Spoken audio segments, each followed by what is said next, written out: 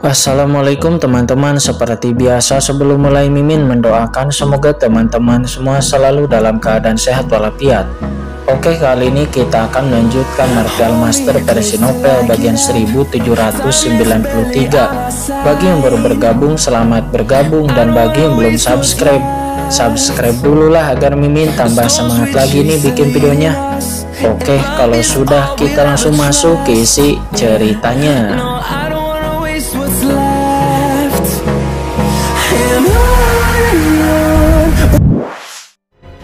Master penjara neraka dan lelur buaya virtual merasa bahwa otak mereka tidak cukup. Kekuatan yang terekspos dari tulang-tulang kering di depannya pasti membuat Master penjara neraka sangat ketakutan. Master penjara neraka bahkan memiliki firasat sebelumnya bahwa dia mungkin akan ditanam di sini kali ini. Akan tetapi dia tidak pernah berpikir berapa lama lagi Qinchen telah memecahkan krisis lawan.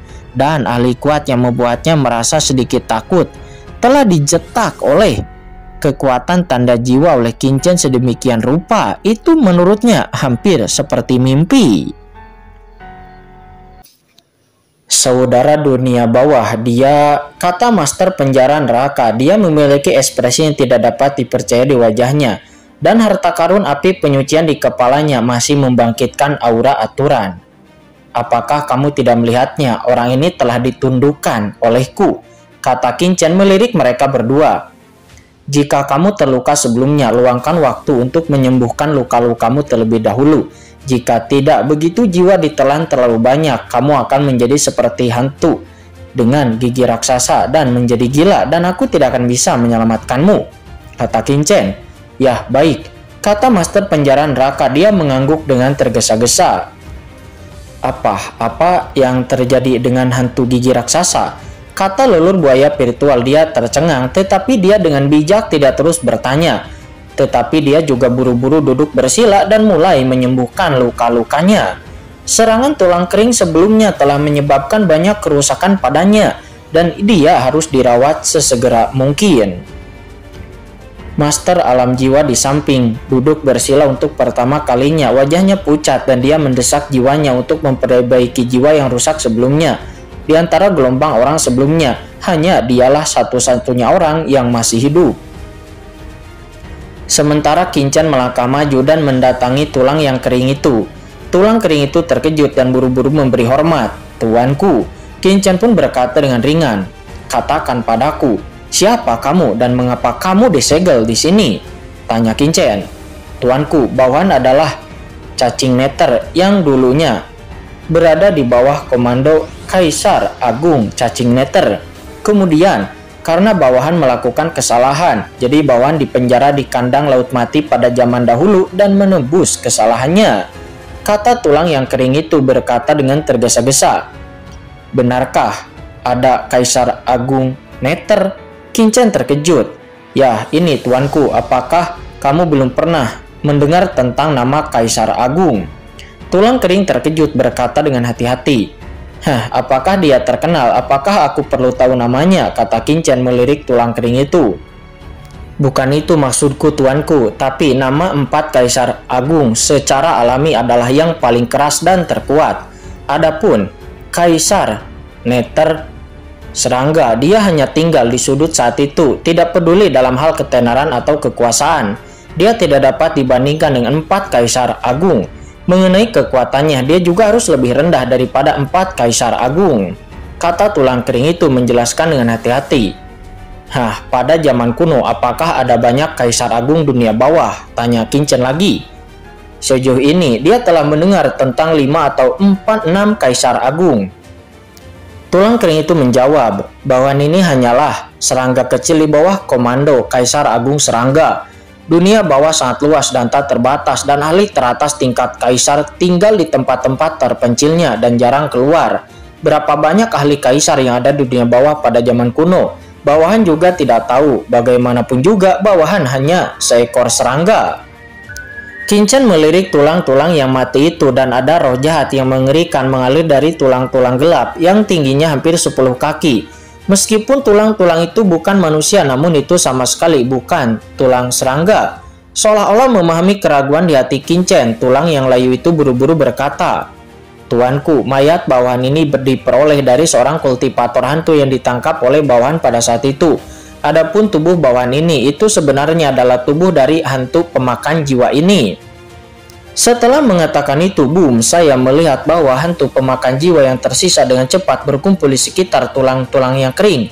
Dan sejumlah besar hantu pemakan jiwa langsung berubah menjadi serangga besar. Seluruh tubuh hitam pekatnya memancarkan kilau dingin. Sungguh, seekor serangga.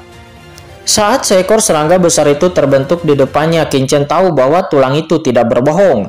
Dan serangga hantu pemakan jiwa yang tak terhitung jumlahnya yang telah dimusnahkan Qingchen sebelumnya berubah menjadi daging tulang yang layu ini. Master penjara neraka dan yang lainnya yang sedang menyembuhkan lukanya di samping juga memperhatikan tempat ini. Ketika dia melihat bahwa sungai serangga yang tak terhitung jumlahnya berubah menjadi cacing serangga, wajahnya tiba-tiba menunjukkan kengerian dan pada saat yang sama dia sedikit tersipu.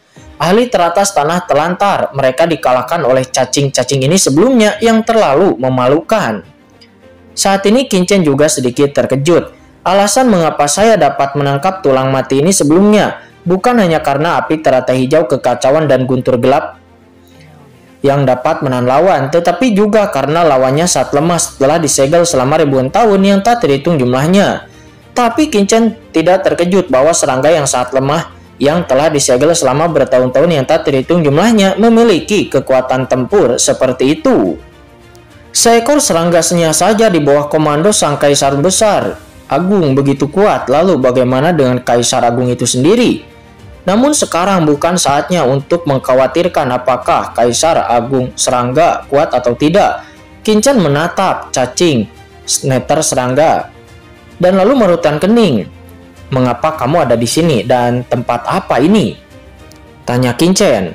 "Tuanku, tempat ini seharusnya menjadi inti dari kandang laut mati dan juga merupakan tempat kelahiran kandang laut mati. Mengenai mengapa bawahan ada di sini, itu adalah cerita yang agak panjang." Cacing neter pemakan jiwa itu mendesah. Saat itu bawahan bekerja di bawah perintah Kaisar Agung dan bawahan adalah pengawal pribadinya. Suatu hari Kaisar dan 9 istrinya sedang bermain di tempat tidurnya dan bawahan menyalakan lampu di luar tempat tidur untuk melayaninya. Mendengar itu Qingchen pun bertanya-tanya permainan apa yang dilakukan oleh mereka. Cacing pemakan jiwa itu menggelengkan kepalanya dan berkata, "Tuanku, bawahan juga tidak tahu, namun tempat tidurnya disegel dan bawahan tidak bisa melihat ke dalam, tetapi mereka, bawahan bisa mendengar nyonya bersembilan berteriak di dalam dengan sedikit rasa sakit. Ada juga jejak keanehan, mungkin Kaisar Agung sedang mengajarinya." Mengajarinya? Qingchen bingung, tetapi dia tidak bertanya, namun terus mendengarkan.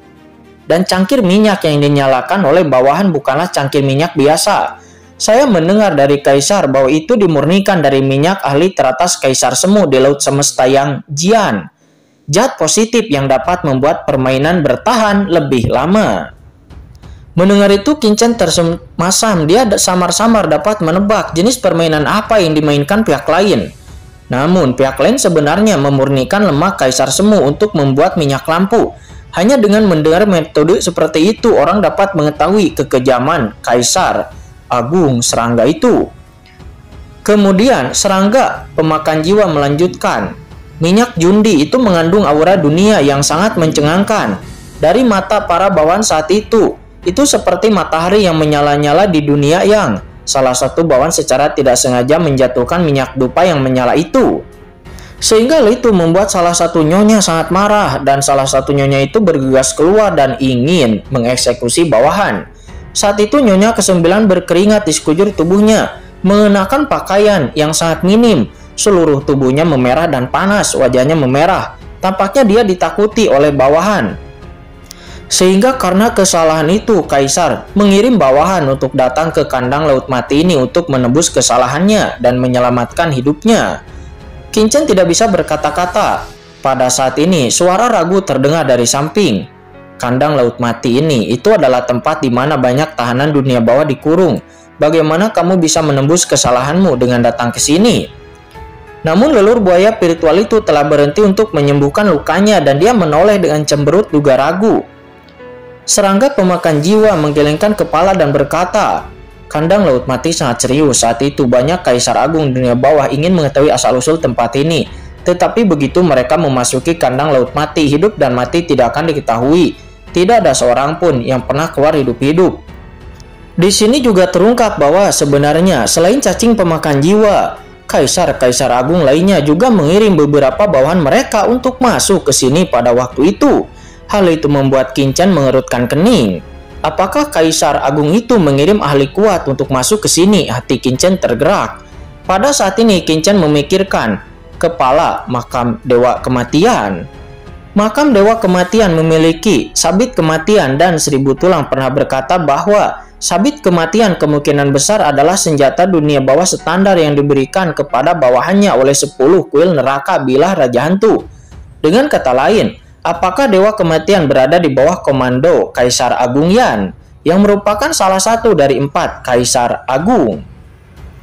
Jika benar, itu berarti banyak kaisar di dunia bawah telah memperhatikan sangkar laut kandang Laut Mati ini. Setelah bertahun-tahun tidak diketahui apakah masih ada kaisar yang memperhatikan di sini atau tidak.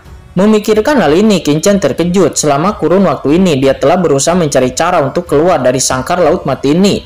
Tetapi Qin-Chen telah melupakan kekhususan kandang Laut Mati atau sangkar Laut Mati ini.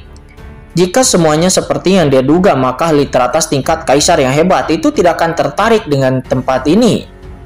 Dan Qin-Chen berpikir bahwa jika sampai dia berhasil keluar dari kandang Laut Mati ini, maka pasti dia sudah ditunggu oleh ahli-ahli kuat di dunia luar. Sepertinya jika aku benar-benar bisa keluar dari tempat ini, aku perlu membuat lebih banyak persiapan. Karena jika tidak, kata Qin-Chen, wajah Qin-Chen menjadi semakin serius. Qin-Chen tidak bisa melupakan adegan ketika dia diamati oleh kaisar dunia bawah setelah memasuki dunia bawah dari surga. Dan Qin-Chen langsung menampar telapak tangannya ke dalam kehampaan. Jika bukan karena Kaisar Yoming, dia akan diledakkan di tempat waktu itu. Apa yang terjadi setelah kamu memasuki kandang Laut Mati ini? Mengapa kamu muncul di sini? Dan mengapa ada begitu banyak tulang di sini? Tanya Qin-Chen lagi, menoleh dengan dingin, terus bertanya. Ini adalah kunci dari apa yang ingin dia tanyakan. Pada saat ini, Master Penjara Neraka dan Master Domain Jiwa juga berhenti untuk menyembuhkan luka-luka mereka dan mereka melihat ke atas dengan seksama. Serangga pemakan jiwa berkata dengan getir, "Karena tubuh bawahan ini cukup istimewa, ia dapat berubah menjadi ratusan juta serangga yang menyelinap ke berbagai tempat. Jadi bawahan berpikir bahwa setelah masuk akan relatif mudah untuk menyelesaikan tugas yang diberikan oleh Kaisar. Tapi siapa yang tahu kandang Laut Mati ini jauh melampaui imajinasi bawahan. Dan ini hanyalah api penyucian yang tidak dapat ditinggalkan sama sekali. Tidak hanya aku, tetapi semua tahanan yang memasuki tempat ini dengan panik mencari jalan keluar. Tetapi pada akhirnya, tempat ini dikelilingi oleh Laut Mati yang tak berujung dan tidak ada cara untuk keluar dari sini. Dan akhirnya beberapa orang menjadi gila, saling membunuh dengan tidak beralasan. Banyak orang meninggal, tetapi beberapa terus mencari jalan keluar. Semua orang tahu bahwa kunci dari kandang Laut Mati ini pasti ada di Laut Mati. Tapi pada saat itu kita sama sekali tidak dapat memasuki kedalaman Laut Mati. Ketika air pasang surut, dia memaksa masuk ke tempat ini dan lalu menemukan daerah terlarang di sini. Dan seorang kaisar agung juga akan terjebak di sini. Mendengar itu, Master Penjara Neraka dan yang lainnya terkejut. Apakah seorang kaisar agung juga bisa terjebak di sini? Ya, itu adalah kaisar wanita. Aku tidak tahu namanya. Dia adalah orang pertama yang menerobos masuk ke tempat ini setelah menemukan area terlarang. Dan karena pembobolannya menyebabkan niat membunuh di Laut Mati sangat melemah. Semua tahanan yang memasuki tempat ini mengira mereka telah melihat harapan untuk bisa keluar dan keluar dari sini. Namun, apa yang terjadi selanjutnya? Mereka cukup penasaran apakah Kaisar Agung itu dapat melarikan diri dari kandang Laut Mati ini atau tidak. Bukan hanya dia, tetapi leluhur buaya spiritual dan master alam jiwa juga memandang dengan gugup. Ini juga tentang mereka yang bisa pergi atau tidak dari tempat ini. Sementara di samping itu, hati Qin-Chen sedikit tenggelam. Karena Qin-Chen tahu dengan jelas dari mulut Kaisar Agung Yoming bahwa Kaisar Simei memang telah memasuki penjara Laut Mati ini saat itu.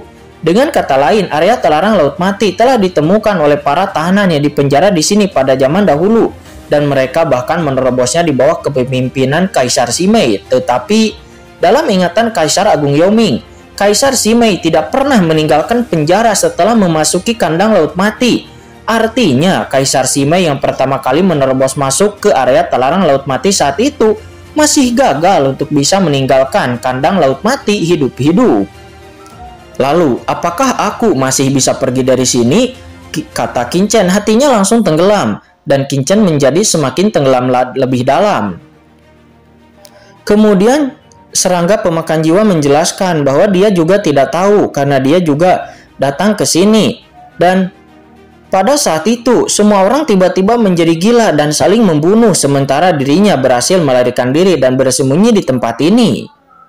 Namun di tempat ini ada sebuah pembatasan yang mana jika Anda terus-menerus memperhatikan pembatasan tersebut dan mempelajarinya, maka hilangnya jiwa Anda akan diperlambat di tempat ini. Dan pada akhirnya, serangga pemakan jiwa tertidur di sini untuk memperlambat jiwanya menghilang.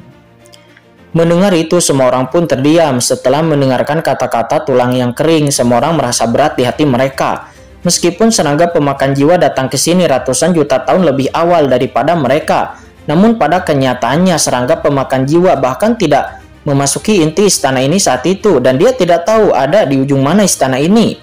Suasana di lapangan pun menjadi sangat bermartabat. Ada sedikit jejak keputusasaan di hati setiap orang. Akan tetapi saat itu Qin Chen tiba-tiba mengangkat kepalanya dan melihat ke ujung aula yang tak berujung. Kamu mengatakan sebelumnya bahwa selama kamu menguasai pembatasan yang ada di aula ini, kamu tidak akan ditindas oleh aula ini dan kamu bahkan tidak akan ditelan oleh jiwa yang menghilang, kata Qin Chen menatap serangga pemakan jiwa. Qin Chen harus pergi dari sini, jadi Qin Chen tidak akan melepaskan kemungkinan apapun. Yah, itu benar. Serangga pemakan jiwa mengangguk. Namun terlalu sulit untuk bisa mengendalikan pembatasan di sini, dan bawahan juga dianggap sangat berbakat, tetapi butuh ratusan juta tahun untuk bawahan untuk bisa menguasai beberapa pembatasan di sini, dan tekanan kepada bawahan menjadi tidak terlalu besar. Tetapi bawahan sadar bahwa tidak mungkin untuk bisa pergi dari sini hanya dengan mengendalikan pembatasan di sini, kata cacing pemakan serangga. Master penjara hitam dan yang lainnya mendengarnya pun menunjukkan keputusasaan dan mereka bahkan tidak memiliki harapan sama sekali. Menurut cerita dari serangga pemakan jiwa, berapa banyak ahli kuat yang masuk ke tempat ini di zaman kuno. Hanya dengan melihat mayat-mayat yang tak terhitung jumlahnya di sini, Anda bisa melihatnya dengan sekilas. Jika pembatasan di sini begitu mudah untuk dikendalikan, maka pasti masih ada orang yang telah meninggalkan kandang laut mati ini dan kembali hidup-hidup ke dunia bawah. Tapi hasilnya tidak ada seorang pun yang pernah mendengar apakah ada orang yang bisa keluar hidup-hidup dari sini. Dapat dilihat bahwa ini sama sekali tidak mungkin. Kamu hanya perlu menunjukkannya padaku, kata Qin Chen dengan suara yang dalam. Baiklah tuanku. Setelah mendengar kata-kata itu, serangga pemakan jiwa berhenti berbicara omong kosong dan seluruh tubuhnya tiba-tiba meregang. Boom! Seketika serangga hantu besar dengan radius 1000 kaki muncul di antara langit dan bumi. Ada banyak sekali pupil pada serangga hantu ini yang berdesakan rapat membuat orang-orang merasa ngeri. Setiap mata terlihat kecil, tetapi begitu Anda melihatnya, pikiran langsung menjadi seperti terjebak dalam jurang yang tak berujung dan tidak dapat melepaskan diri. Ini adalah mata yang melahap jiwa. Kultivator hantu biasa melihatnya dan jiwa mereka akan dilahap, berubah menjadi mayat hidup tanpa jiwa. Pupil serangga hantu pemakan jiwa tiba-tiba bersinar dan tiba-tiba mengeluarkan gelombang tak terlihat ke segala arah di aula. Boom! Ketika sinar cahaya tak kasat mata ini menyentuh dinding aula di sekitar, satu demi satu garis rahasia yang menakjubkan tiba-tiba menyala di dunia. Setiap garis rahasia ini meledak menjadi cahaya yang menyilaukan, dan aura yang membuat jantung semua orang berdebar-debar pun meledak dengan gila-gilaan. Boom! Di bawah napas seperti itu, Master penjara neraka dan yang lainnya, lelur buaya spiritual. Mereka semua tidak tahan untuk sementara waktu dan berlutut dengan keras. Semangat mereka ditekan dengan kuat seolah-olah melihat langsung ke matahari yang terik. Lelur buaya spiritual yang paling lemah pun mengeluarkan suara yang menyakitkan, dan dahinya sudah dipenuhi dengan keringat dingin. Garis-garis rahasia ini begitu kuat sehingga jiwa mereka terasa seperti akan meledak hanya melihatnya, dan mereka merasa tidak tahan, apalagi memahaminya itu sangatlah tidak mungkin. Boom, sementara di samping, Qin Chen juga dikejutkan oleh napas pola rahasia yang mengerikan ini. Kekuatan seni Kaisar Dewa 9 Bintang di tubuh Qin Chen secara naluriah mulai berfungsi, dan kekuatan totem yang mengerikan tiba-tiba muncul di atas kepalanya. Totem Kaisar Kuno. Boom, merasakan kekuatan yang kuat, totem Kaisar Dewa muncul secara independen ingin bersaing dengannya. Dalam sekejap, kekuatan garis rahasia bertabrakan dengan kekuatan totem Kaisar Dewa di atas kepala Qin Chen dengan gila, dan dua kekuatan yang mengerikan itu meledak. Qin Chen pun seketika merasakan kekuatan totem Kaisar Dewa di atas kepalanya. Kekuatan itu membuat suara berderak, bergetar terus-menerus, seolah-olah akan hancur kapan saja. Apa? Qin Chen pun terkejut. Meskipun tingkat kultivasinya saat ini tidak tinggi, namun totem Kaisar Dewanya itu adalah evolusi dari seni Kaisar Dewa 9 Bintang. Itu berasal dari para tetua Kaisar kuno dari klan Kuno Poid di Laut Pasang Surut di alam surga. Terlebih lagi ketika Kaisar Agung Yoming melihat Kaisar kuno itu, dia pernah mengatakan sesuatu, yaitu Kaisar kuno senior telah mencapai ujung jalan kultivasi dan bahkan samar-samar telah mengambil langkah itu. Meskipun Qin Chen tidak tahu apa akhir dari apa yang disebut jalan latihan atau apa langkah itu, dalam pandangan Qin Chen kekuatan senior Kaisar kuno itu pasti jauh di atas 4 Kaisar Agung dunia bawah, dan sangat mungkin dia telah mencapai ujung jalan akhir dari alam kekaisaran.